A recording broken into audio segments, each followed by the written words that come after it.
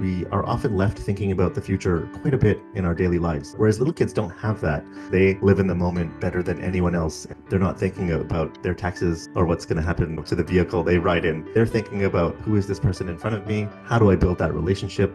How do I learn more through reading, through asking questions? And so I think that's something we can try to just get back into. And one of the other things I think little kids very special at is teamwork. There's all these great studies. If you put them in a room with an adult they don't know, again, they have to do this task together. And the adult stops working. Just that's part of the experiment. And then we look at what the little kids do. They will address the person pretty politely. They will tell them what needs to be done very directly. If that doesn't work, they'll walk over to them and show them how to do the thing. When things go wrong, they don't blame the other person. They kind of blame the system and move on. It's unlike adults, we want outcomes and we want things to get done, and we're thinking about that. They are focused on working with that other person and maintaining that relationship. That was a really nice way to think about how we interact with people at work.